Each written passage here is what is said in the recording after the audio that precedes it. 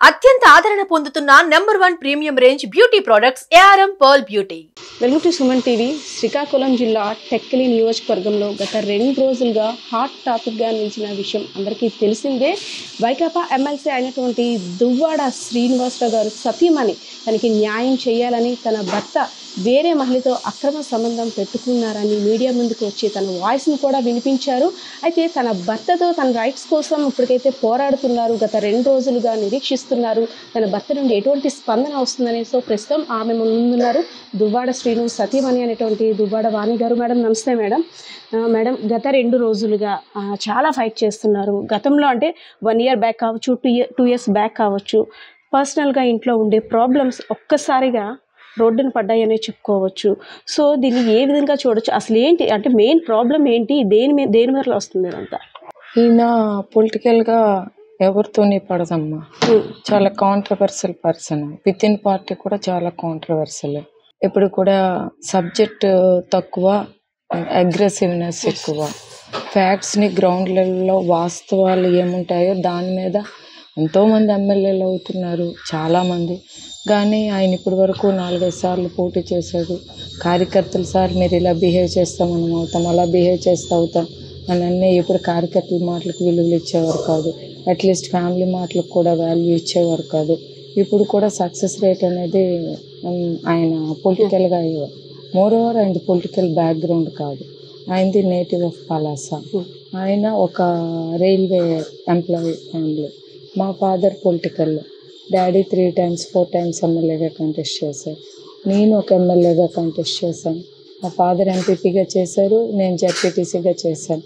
నా తర్వాత ఆయన జెడ్పీటీసీగా పొలిటికల్గా వచ్చారు. ఆ రోజు రాజశేఖర్ రెడ్డి గారు కూడా మా ఫ్యామిలీకి హైలైట్ చేసి అవకాశాలు ఇచ్చారు. మేము ముందుకు వెళ్తున్నాం. ఆయన 2001లో నేను జెడ్పీటీసీ అయ్యాను. అపోజిషన్లో బాగా టీడీపీ వేవ్లో నేను అయ్యాను. 2004లో రాజశేఖర్ రెడ్డి గారు హరిశ్చంద్రవరంకి ఇచ్చారు, అప్పుడు కూడా నేను ఓడిపోయాను. మళ్ళీ 2006లో నాకు ఈయన అన్నారు నేను జెడ్పీటీసీగా చేస్తానంటే, నాకు అప్పుడు పిల్లలు చిన్నోళ్ళు, ఎవరో ఒకళ్ళు కేరింగ్ ఉండాలి. సరే నువ్వు చేసుకో, నాకు పిల్లలు నేను చూసుకోవాలి, వాళ్ళ ఎడ్యుకేషన్ అంతా అని చెప్పేసి నేను ఆయనకు సపోర్ట్ చేస్తూ వచ్చాను. ఆయన 2006 నాకు తెలిసి అయిన 6-7 monthsలోనే with in party leaders Dharmana Prasadarao గారితో, సత్యవతితో, అలానే అప్పయ్య గారితో అందరితో కాంట్రవర్సీ అయ్యారు. అది పేపర్ పరంగా రాజశేఖర రెడ్డి గారు మందలించడం, అలాగే అగ్రెసివ్గా ఉంటే మనం పొలిటికల్గా సక్సెస్ అవ్వమని చెప్పడం, నాకు కూడా చెప్పడం, అమ్మ మనం ఇలాగుండాలి అలాగుండాలి, తల్లి నేను చెప్పింది ఈ రకంగా మీరు బిహేవ్ చేయండి, మాకు ఒక పిల్లల్లాగా పొలిటికల్గా సక్సెస్ ఎలా కావాలని గైడ్లైన్స్ ఇచ్చేవారు. అట్లా 2006 అమ్మ ఆయన పొలిటికల్గా ఎంటర్ అయిన డౌన్ఫాల్, మా కెరియర్ డౌన్ఫాల్. ఎప్పుడు మేము ఓడిని ఇక్కడ మాకు డౌన్ఫాల్ అనేది లేదు. ఒక క్యాడరు, ఒక సిస్టము, ఒక ఫార్మేషన్ మా డాడీ నుండి, ఈవెన్ మా గ్రాండ్ ఫాదర్ కూడా ఎమ్మెల్యేగా కంటెస్ట్ చేయాలి. ఒక సిస్టమేటిక్గా మేము ఉండే ఫ్యామిలీ ఇక్కడ మా ఫాదర్ నేమో మా నేమో, ఆయన ఏదో దువ్వాడ శ్రీనివాస్ అని వ్యక్తిగతంగా మమ్మల్ని డామినేట్ చేస్తూ ఏదో హైలైట్ అవ్వాలని అనవసరం సబ్జెక్టులని కాంట్రవర్సీలు చేసేసి ఇది కరెక్ట్ కాదని బయట వాళ్ళు చెప్పిన వెనుకన్నా ఆయన రాజకీయ జీవితంగా ఒక నామినేటెడ్ పదవి కోసం ఫైట్ చేసుకున్నట్టే తప్ప గ్రౌండ్ లెవెల్లో పబ్లిక్ కోసం సర్వీస్ కానీ పబ్లిక్గా ఒక ఎమ్మెల్యే టికెట్ పరంగా నేను సక్సెస్ అవ్వాలన్న ఆలోచన లేకపోవడం, అది మాకు ఫైనాన్షియల్గా ఎఫెక్ట్ అవుతుండేది, పొలిటికల్గా ఎఫెక్ట్ అవుతుండేది. మేము చాలా ప్రాబ్లమ్స్ ఫేస్ చేస్తాం. ఈ కోణంలో 2019లో జగన్మోహన్ రెడ్డి గారు ఆయనకి ఎంపీగా ఇచ్చారు. వాళ్ళ బ్రదర్స్ వల్లే అందరికీ తెలిసిన జగమెరిగిన సత్యం. అప్పలరాజు గారికి 15-20 వేల మెజార్టీ వస్తే అక్కడ అప్పలరాజు మెజార్టీ దాటిపోతూ రామ్మోహన్ నాయుడికి 21,000 మెజార్టీ. అక్కడ వాళ్ళ బ్రదర్స్ కూడా పర్ఫెక్ట్ కాకపోవడం, ఆయన వాళ్ళ ఇమేజ్ కూడా మా మీద చాలా ప్రాబ్లం ఫేస్ చేయడం. ఇక్కడ 4,000-5,000తో లాస్ట్ టైం నేను ఓడిపోయారు. పలాసలో ఉన్న ఆ మెజార్టీ అయితే కంట్రోల్ అయ్యి ఉంటే ఈయన ఎంపీగా సక్సెస్ అయ్యి ఉండేవారు. అది కూడా ఆయన కనీసం ఆయన బ్రదర్స్ అప్పట్లో కొత్త వ్యక్తి అప్పలరాజుతో కాంట్రవర్సీ అయిపోవడం, అక్కడ కూడా వాళ్ళతో గొడవలు పెట్టుకోవడం, వాళ్ళు అట్లీస్ట్ మా బ్రదర్ ఎంపీగా పోటీ చేస్తున్నారు, మేము ఇప్పుడు తగ్గి ఆయనకి సక్సెస్ చేసుకోవాలనుకన్నా నామినేషన్ వేయకముందే మేము ఎవరు అనుకుంటున్నారు మేము ఎంపీతో వాళ్ళ బ్రదర్స్ అని అక్కడ పోలీసులతో ఫైట్ చేయడం, ఇట్లా రకరకాల అగ్రెసివ్నెస్తో అవి 24 hours ఇతను చేస్తుంది, వీళ్ళ బ్రదర్స్ చేస్తుంది, మా వ్యక్తిగత జీవితాల మీద ఇంపాక్ట్ అవుతుంది. మొన్న కూడా ఎవరితో ఒక ఇల్లీగల్ ఎఫ్ఐఆర్ పెట్టుకోవడము, దాన్ని ట్రాప్ అయిపోవడము, దాన్ని ఆయన సమర్థించేసుకొని ఎవరో నాకు తెలిసి చాలామంది జెంట్స్ ఉంటారు, చాలామంది ఎవరు కూడా పబ్లిక్గా వచ్చి నాకు ఇల్లీగల్ ఎఫ్ఐఆర్ ఉందని ఎవరు చెప్పరు. ఆయన అదేదో గొప్పతనంగా అదేదో గౌరవంలాగా చెప్పుకుంటూ ఎక్స్పోజ్ చేసుకుంటూ ఉన్నది తనకు తెలుసు. నాకు తెలిస్తే నేను అప్పుడే ఖండిస్తాను. నేను ఇప్పుడు ఎందుకు ఈ ఏజ్లో నేను ఎందుకు ఇలాగ వస్తాను, చిన్న ఏజ్లోనే ఎవడైనా రోడ్డు మీద పడతాడు ఎట్లాంటివి ఉన్నాయి తనకు తెలుసు అని చెప్తున్నారు. ఒకవేళ నిజంగా అట్లాంటి ఇల్లీగల్ ఎఫ్ఐఆర్స్ ఉండుంటే నాకు తెలిసి చాలామంది జెంట్స్ కానీ ఎవరు కానీ మన చుట్టాల్లో కానీ బంధువుల్లో కానీ మనం చూసిన విషయం అంటే ఎక్స్పోజ్ చేసుకోరు. ఎవరైనా అలాగంటే నాకేం లేదు అట్లాంటిది ఏం లేదు అని ఖండిస్తారు, కానీ నాకు ఒక ఎఫ్ఐఆర్ ఉంది అదొక రకమైన దీనిలాగా చెప్పుకోవడం అనేది మాకు చాలా షేమ్గా మేము ఫీల్ అయ్యాము. యాక్చువల్లీ అంటే మాకు తెలిసిన సమాచారం మేరకు both of you love couples, love marriage చేసుకున్నారు. సో మొన్నటి వరకు కూడా మిమ్మల్ని చూసి అంటే లవ్ చేసుకొని మ్యారేజ్ చేసుకున్న తర్వాత ఎంత బాధ్యతగా ఉన్నారు అనే విధంగా మీ పేరు చెప్పుకునేవారు. మీరు అనేటట్టు సక్సెస్కి ఆయన ఇంత సక్సెస్ అయ్యారంటే మీ అనుభవం, మీ ఫ్యామిలీ తాలూకా బ్యాక్గ్రౌండ్ సపోర్ట్ అంతా కూడా ఇచ్చారు. కానీ అంటే ఈ 2 సంవత్సరాల్లో ఎందుకంత అంటే ఇన్ని ఇష్యూస్ రావడానికి ప్రధానంగా అంటే ఇల్లీగల్ అఫైర్స్ అని అంటారా, లేదంటే ఆయన ధోరణి ఆయనే పాటిస్తున్నారు అనే విధంగా వెళ్ళడం వల్ల అంటారా? ఏ ధోరణైనా మేము ఇప్పుడు గొడవ పడలే. ఏదో టికెట్ ఇస్తున్నారు, ఎవరు వస్తున్నారు, డాడీ టైంలో అలాగే ఇది మేము మా ప్రయత్నమే చేసుకుంటున్నాం. గెలవాలి గెలవాలి గెలవాలి, వీలైనంత వరకు ఈ పద్ధతిలో వెళ్తే బాగుంది, ఏంటి క్యాడర్తో డిస్కషన్ చేయు, గెలవాలి అనే. కానీ కేవలం ఈ ట్రాప్ అయిపోయి పిల్లల ఇమేజ్ని డ్యామేజ్ చేస్తూ మా వ్యక్తిగత జీవితాలు మేము డ్యామేజ్ అవుతుంటే డబ్బులకు మేము ఆశించలేదు, కేవలం గౌరవాన్నే మేము ఆశించి ఒక ఎథిక్స్ పరంగా మేము ఇక్కడ ఉన్నాం. మా ఇంట్లో గొడవ పెట్టుకొని వాళ్ళ బ్రదర్ వాళ్ళ ఇంట్లో ఒక 6-7 months ఉంటూ ఇక్కడ ఏదో నా ల్యాండ్ని అక్కడ వాళ్ళ బ్రదర్ పేరు మరదల పేరుని రాస్తే ఆ అమౌంట్ తెచ్చి ఇక్కడ ఒక సైట్ కొంటూ దాని మీద ఏవో పోర్ట్లో వచ్చిన డబ్బులతో ఇల్లు కట్టుకుంటూ అక్కడ తప్పుడు పనులు చేస్తున్నారు. సీఎం గారి దృష్టిలో కూడా చెప్పాను, సీఎం గారి దగ్గర అట్లాంటివి ఏమీ లేవు, నేను అన్ని సర్దుకుంటాను కవర్ ఇక్కడికి వచ్చి మళ్ళీ అదేవిధంగా అదే బిహేవియర్ కొనసాగించేవారు. సార్ అంటే మీరు ఎవరి మీద అయితే ఆరోపిస్తున్నారో ఇల్లీగల్ కాంటాక్ట్ ఉందని ఆమె మీడియా ముందుకు వచ్చి ఓపెన్ అయ్యారనమాట. లాస్ట్ టైం భర్త మీద ఇండిపెండెంట్ కూడా ఆవిడ మన రీసెంట్గా ఎన్నికల్లో నిలబడ్డం అంటే ఆయన్ని టార్గెట్ చేసి ఆయన పతనాన్ని కేవలం కోరుకుంటున్నారే తప్పితే ఆయన ప్రేమను స్వీకరించడానికి అయితే కాదు, ఒక ప్రీ ప్లాన్డ్గా అంతా చేస్తున్నారు. సో అంత ప్రేమ ఉన్న భార్య అయితే లాస్ట్ టైం ఆయన ఎమ్మెల్యేగా రీసెంట్గా నిలబడేటప్పుడు ఎందుకు సపోర్ట్ చేయలేదు? One of the one question. Another question, పిల్లలు కూడా ఫాదర్ ఇన్ని రోజులు ఎలా ఉన్నారు, ఏమైపోయారు, ఎలక్షన్ టైంలో సపోర్ట్ లేదు, కానీ ఇప్పుడు కావాలని టార్గెట్ చేసి ఆయన పరువు తీయడానికి పూనుకున్నారు అనేసి అని ఆమె ఆరోపిస్తున్నారు మేడం. ఆవిడ చాలా క్యారెక్టర్లెస్ లేడీ అమ్మ. నా ఒక్క ఫ్యామిలీ లైఫే కాదు, నేను వాళ్ళ పేర్లు చెప్పను. ఎందుకనంటే ఆవిడకున్న 3 పిల్లల్లో కూడా ఎవరెవరితో పుట్టారో ఒకసారి DNA టెస్ట్ చేయమనండి, ఆవిడకి ఎన్ని మ్యారేజెస్ అయ్యాయో కూడా టెస్ట్ చేసుకోమనండి. అది నేను చెప్పింది కాదు. I don't want to tell ఎవరు మ్యారేజ్ ఆ హస్బెండ్తో కాకుండా ఇంకెవరితో కూడా మ్యారేజ్ చేసుకుంది అనేది నాకు అందరికీ తెలిసిన ఇష్యూనే. వాళ్ళతో పిల్లలు కూడా ఉన్నాయనేది తెలిసిన విషయం. అట్లాంటి లేడీ ఆవిడ మా ఫ్యామిలీ కోసం మాట్లాడే రైట్ ఆవిడకి లేదు. మేము ఎన్నో సంవత్సరాలు ఒడిదుడుకులు సమస్యలు ఫేస్ చేసి ఆర్థిక ఇబ్బందులు మేము ఫేస్ చేసి మా లైఫ్ కోసం ఆవిడెవరు మాట్లాడడానికి? మా ఫ్యామిలీ కోసం ఆవిడకేం రైట్ ఉంది? ఆవిడ హస్బెండ్ని వదిలేసి ఒక ఇల్లీగల్ అఫైర్ పెట్టించుకొని మా ఇళ్ళల్లో దూరి తన ఫ్యామిలీ, తన హస్బెండ్, తన పిల్లలు తను చూసుకోమనండి. మా హస్బెండ్ కోసం మా పిల్లల కోసం ఆవిడకి మాట్లాడే రైట్ లేదు. మా హస్బెండ్ పైన మేము సేవ చేసామో సేవ చేయలేదో, కష్టపడ్డామో కష్టపడలేదో భగవంతుడికి తెలుసు, అందరికీ తెలుసు. ఈరోజు నా పిల్లలు చిన్న పిల్లలు కాదు, 2 డాక్టర్స్, 2 ఎడ్యుకేటెడ్. అమ్మ చెప్పిస్తే నాన్న చెప్పిస్తే వినేసి అలిగేషన్ చేసిన పిల్లలు అయితే కాదు. వాట్ ఈజ్ వాట్ అనేది ఎవ్రీథింగ్ ఫ్యాక్ట్ ఉంది.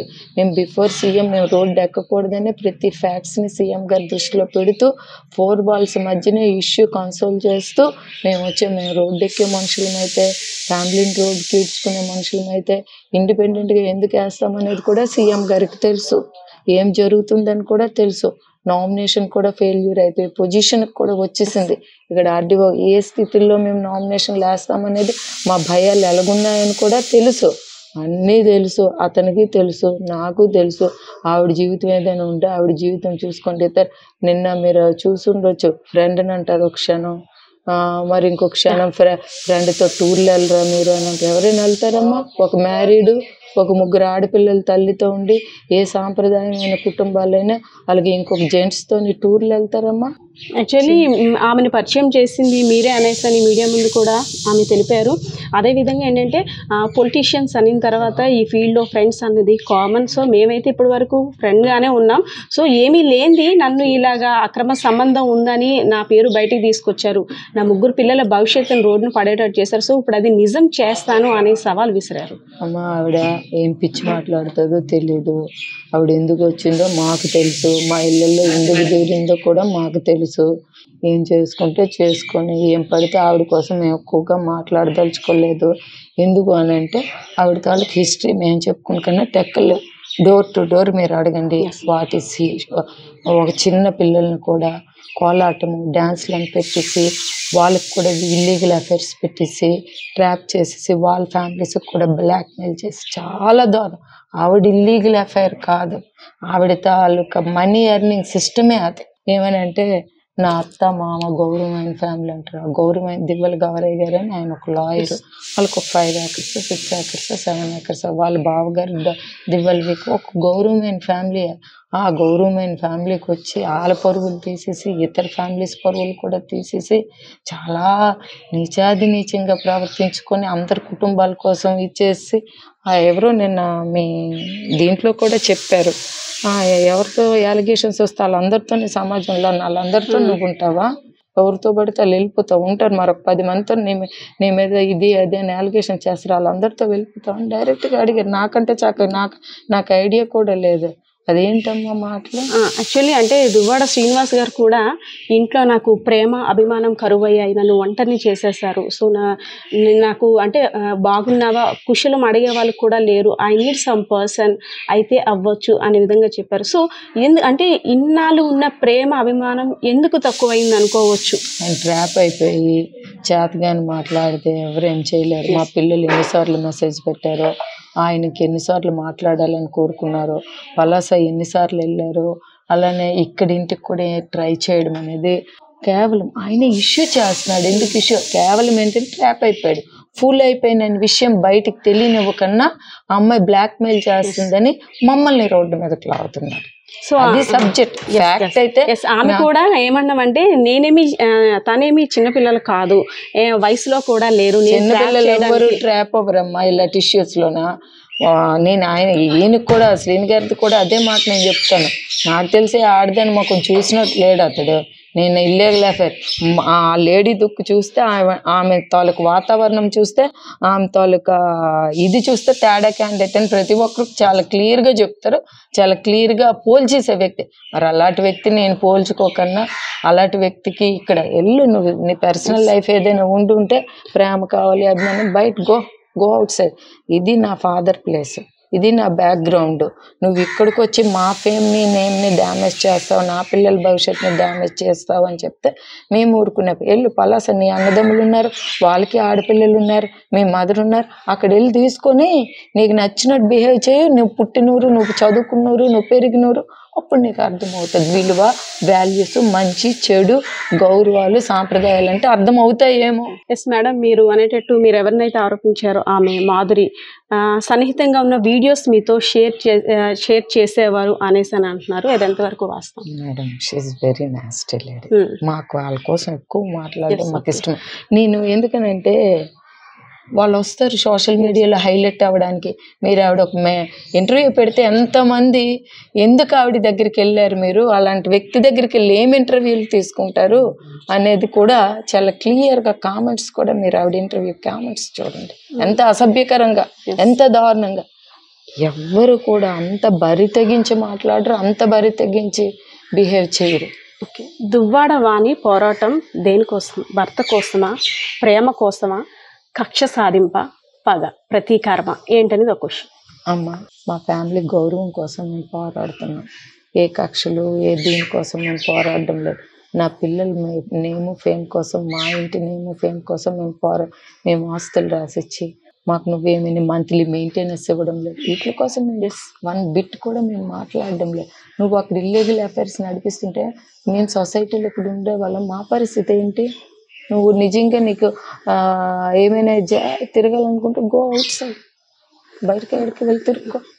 ఇదేంటిది ఇక్కడ ఇళ్ళల్లోన? మాకెంత ఇబ్బంది అవి. ఆడపిల్లల పేరెంట్స్గా అవి ఎవరు యాక్సెప్ట్ చేస్తారు? ఎవరు యాక్సెప్ట్ చేయరు. ఇంకొక పాప మ్యారేజ్ కూడా, ఒక పాప రీసెంట్గా మ్యారేజ్ అయ్యింది. తను ఒక అత్తమామల దగ్గర గౌరవం ఉండాలి. ఇంకొక పాపకి రేపు మంచి మ్యాచెస్ రావాలి. మేమేం బ్రతకొద్దా? ఎస్, లాస్ట్ అంటే నిన్న రాత్రి కూడా మీరు వెళ్ళి మీ పోరాటాన్ని మీరు చేశారు, మీ భర్తతో మాట్లాడేందుకు కావచ్చు, దేనికైనా. సో నిన్న వచ్చిన రెస్పాన్స్ ఏ విధంగా ఉంది? అమ్మ, మొన్న కూడా మా పాపలు నైట్ 12-1 వరకు వెళ్ళి ఉన్నారు. ఈరోజు కూడా రాత్రి కూడా మా చిన్న పాప వెళ్ళిపోయింది, కాలేజ్ ఉందని.